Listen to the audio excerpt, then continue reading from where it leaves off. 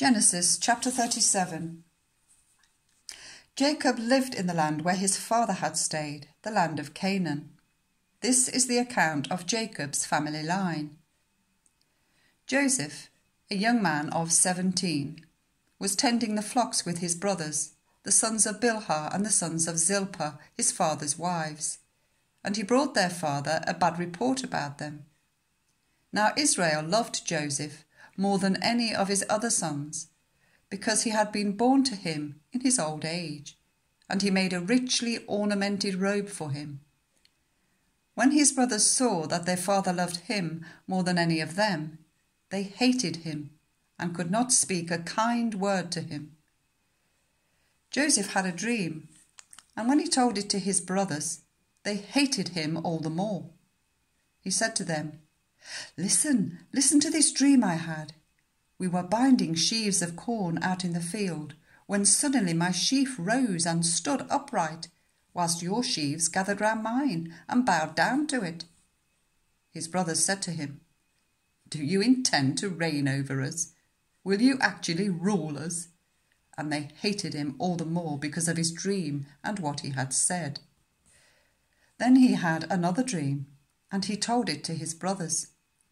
Listen, he said, I had another dream, and this time the sun and moon and 11 stars were bowing down to me. When he told his father, as well as his brothers, his father rebuked him and said, What is this dream you had? Will your mother and I and your brothers actually come and bow down to the ground before you? His brothers were jealous of him, but his father kept the matter in mind. Now his brothers had gone to graze their father's flocks near Shechem, and Israel said to Joseph, As you know, your brothers are grazing the flocks near Shechem. Come, I am going to send you to them.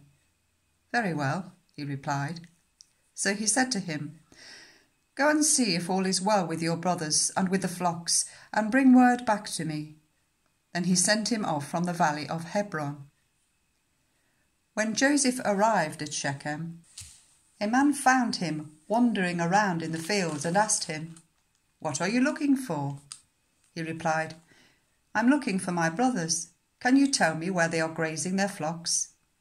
They have moved on from here, the man answered. I heard them say, Let's go to Dothan.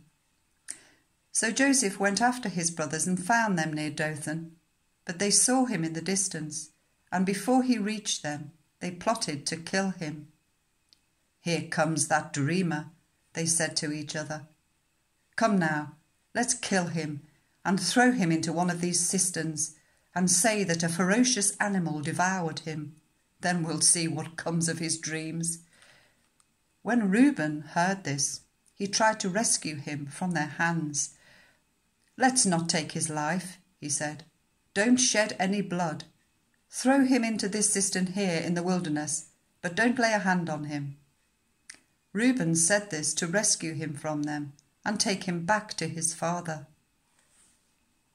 So when Joseph came to his brothers, they stripped him of his robe, the richly ornamented robe he was wearing, and they took him and threw him into the cistern. The cistern was empty, there was no water in it. As they sat down to eat their meal, they looked up and saw a caravan of Ishmaelites coming from Gilead. Their camels were loaded with spices, balm and myrrh, and they were on their way to take them down to Egypt. Judah said to his brothers, What will we gain if we kill our brother and cover up his blood? Come, let's sell him to the Ishmaelites and not lay our hands on him. After all, he is our brother, our own flesh and blood. His brothers agreed. So when the Midianite merchants came by, his brothers pulled Joseph up out of the cistern and sold him for 20 shekels of silver to the Ishmaelites, who took him to Egypt. When Reuben returned to the cistern and saw that Joseph was not there, he tore his clothes. He went back to his brothers and said, The boy isn't there. Where can I turn now? Then they got Joseph's robe, slaughtered a goat, and dipped the robe in the blood. they took the ornamented robe back to their father and said, "We found this. Examine it to see whether it is your son's robe." He recognized it and said, "It is my son's robe. Some ferocious animal has devoured him. Joseph has surely been torn to pieces." Then Jacob tore his clothes, put on sackcloth, and mourned for his son many days. All his sons and daughters came to comfort him, but he refused to be comforted. "No," he said, "in mourning will I go down to the grave to my son." So his father wept for him. Meanwhile, the Midianites sold Joseph in Egypt to Potiphar, one of Pharaoh's officials, the captain of the guard.